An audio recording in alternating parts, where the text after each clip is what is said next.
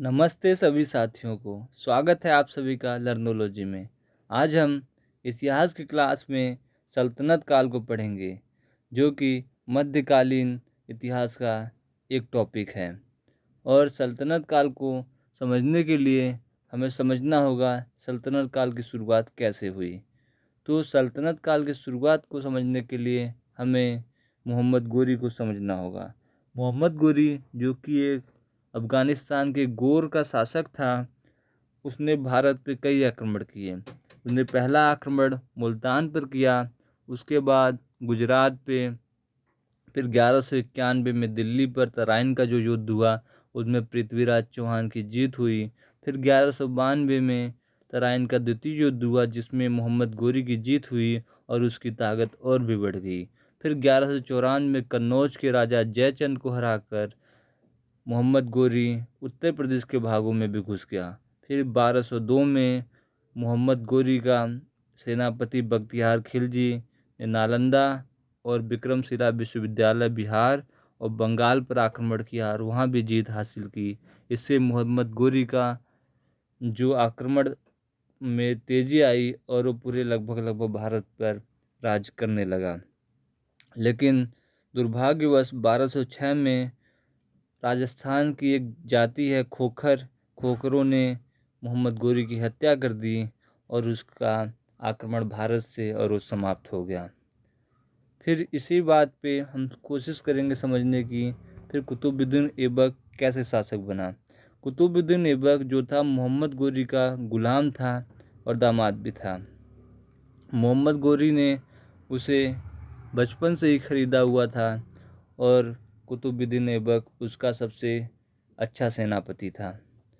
तो कुतुबुद्दीन ऐबक मोहम्मद गोरी के मरने के बाद लाहौर से शासन स्टार्ट करता है 1206 ईस्वी में। 1206 ईस्वी में सल्तनत काल की शुरुआत होती है और 1526 बाबर के आक्रमण पानीपत का प्रथम युद्ध तक सल्तनत काल चलती है। सल्तनत काल में विशेष हम गुलाम वंश या दास वंश या मामलुक वंश को पढ़ते हैं, जो कि 1206 से 1290 तक चला। उसके बाद खिलजी वंश को पढ़ते हैं जो 1290 से 1320 ईस्वी तक चला। उसके बाद तुगलक वंश जो 1320 से 1398 वर्ष ईस्वी तक चला। और उसके बाद सैयद वंश जो 1419 से 1451 ईस्वी तक चला। और सबसे आखिरी में लोधी वंश जो 1451 से 1526 ईस्वी तक चला। 1526 में पानीपत का प्रथम युद्ध हुआ और लोधी वंश का शासक इब्राहिम लोधी बाबर के सामने ढेर हो गया और वहाँ से मुग़ल काल की शुरुआत होती है। तो हमें सल्तनत काल में 1206 ईस्वी से लेके 1526 ईस्वी तक पढ़ना है क्या क्या हुआ। उसमें यही 5 वंश हैं जो हमें पढ़ाई करनी है।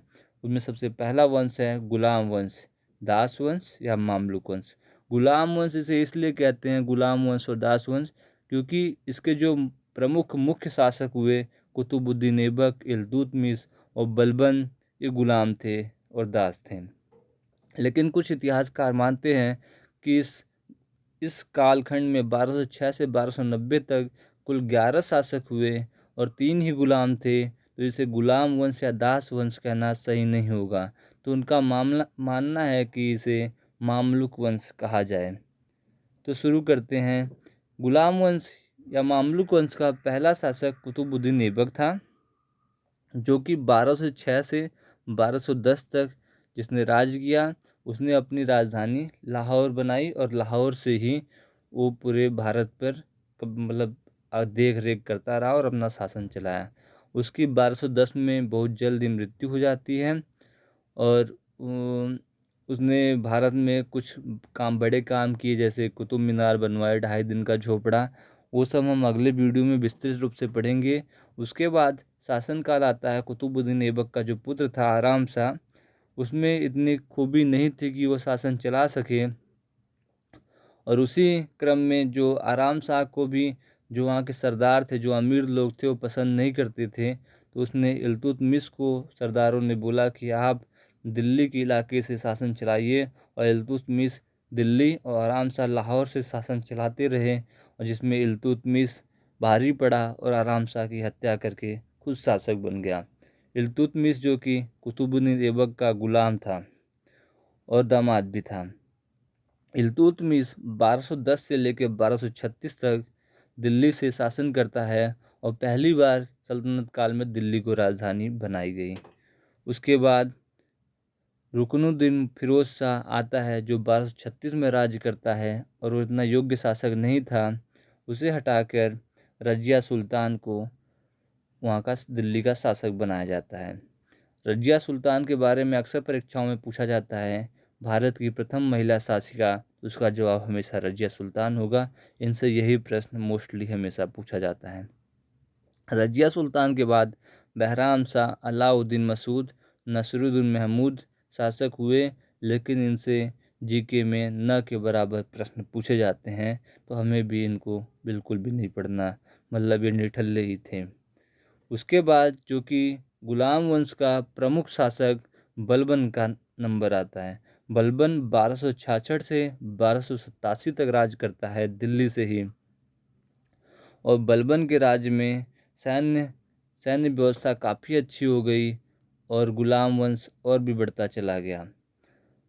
और इसके बाद बलबन का पुत्र कैकुवाद जो कि 1287 से 1290 तक राज करता है, जिसकी मृत्यु लकवे से हो गई। कैकुवाद ही था जिसने खिलजी वंश के जलाउद्दीन खिलजी को बुलंदशहर का सेनापति बनाया था।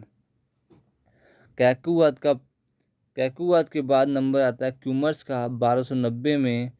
वैसे क्यूमर्स को शासन देना नहीं चाहिए था, लेकिन सरदारों ने दिमाग लगाया कि क्यूमर्स केवल 3 साल का था, उसको शासक बना के वो सरदार खुद मज़ा लेना चाहते थे, लेकिन ऐसा नहीं हुआ।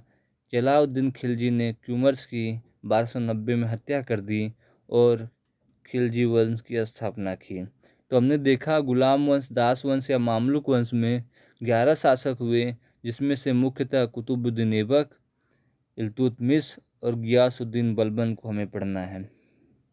बाकी हम गुलाम वंश अगले वीडियो में पूरा पढ़ेंगे और अच्छे रूप से पढ़ेंगे।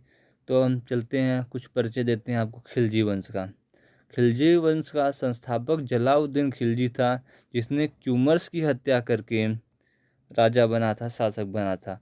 वो 1290 से 1296 तक शासन किया दिल्ली से। उसके बाद अलाउद्दीन खिलजी जो कि जलाउद्दीन खिलजी की हत्या करके 1296 में खुद गद्दी पर बैठ जाता है। वह अलाउद्दीन खिलजी खिलजी वंश का सबसे प्रमुख शासक था, जिसने पूरे दिल्ली नहीं पूरे भारत जीतने का सपना देखा और हर जगह वो जीतता चला गया।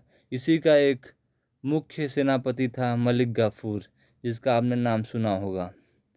इन पे एक पिक्चर भी बन चुकी है बॉलीवुड में, जिसका नाम पद्मावत है, और ये वही अलाउद्दीन खिलजी हैं जिन्होंने राजा रतन सिंह पे आक्रमण किया था और पद्मावती रानी को अपना बनाने की सोच रहे थे। इसके बाद खिलजी वंश में शिहाबुद्दीन उमर 1316 से 1320, मुबारक शाह 1320, नसीरुद्दीन मोहम्मद शाह 1320। इनसे न के बराबर प्रश्न पूछे जाते हैं, तो हम लोग भी इन्हें ज़्यादा नहीं पढ़ेंगे। नसीरुद्दीन खिलजी से एक प्रश्न पूछा जाता है कि गियासुद्दीन तुगलक वंश की स्थापना कैसे हुई।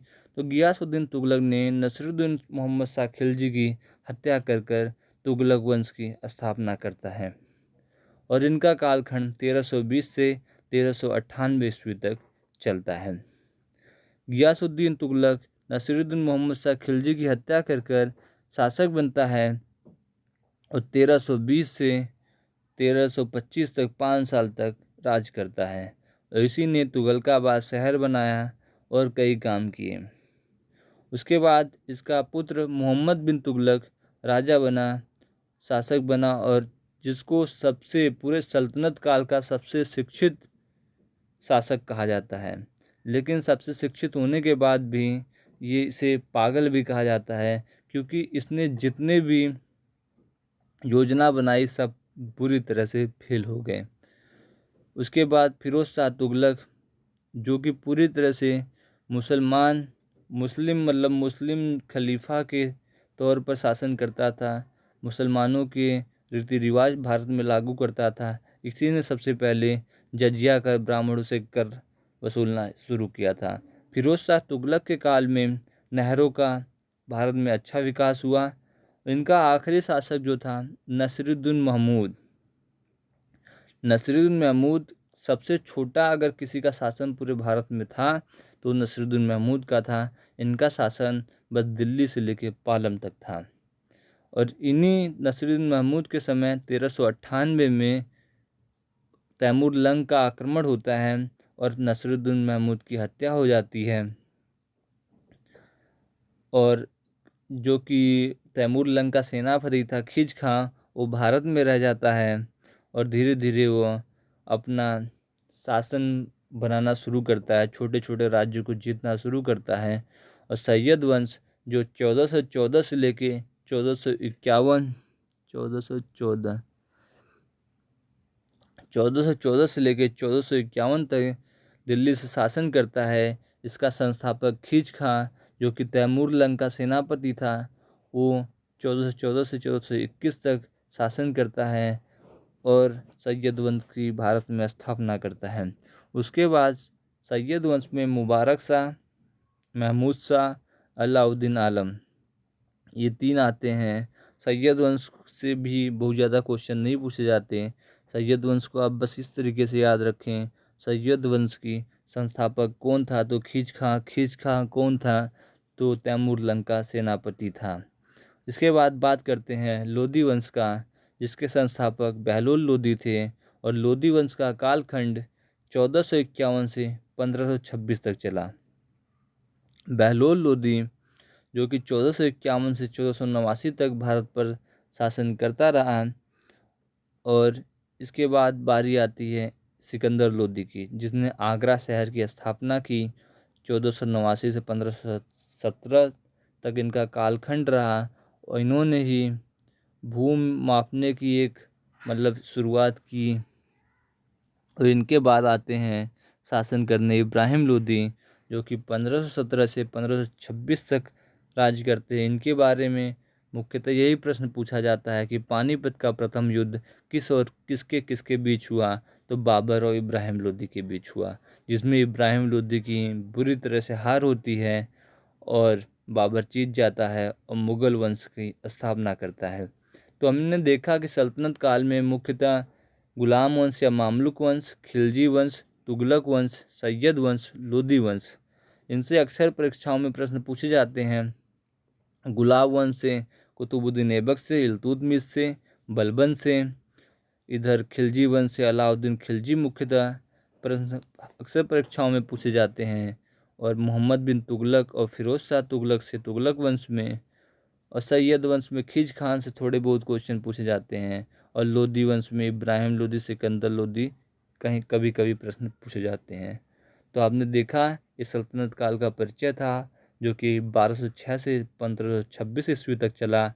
अगले वीडियो में हम गुलाम वंश, दास वंश या मामलुक वंश को विस्तृत रूप से पढ़ेंगे। अगर आपको वीडियो अच्छी लगी तो लाइक शेयर सब्सक्राइब जरूर करिएगा। तो हम चलते हैं अगले वीडियो में गुलाम वंश, दास वंश या मामलुक वंश के साथ मिलेंगे। और आपको ऐसा पढ़ाया जाएगा कि आपको अगर 1 से 2 बार वीडियो आप देख लेते हैं तो आपको हर चीज़ याद हो जाएगी। आपको ना कॉपी में लिखने की ज़रूरत है ना कुछ करने की, बस आप वीडियो देखिए और आपको सब कुछ याद हो जाएगा। धन्यवाद। जय हिंद।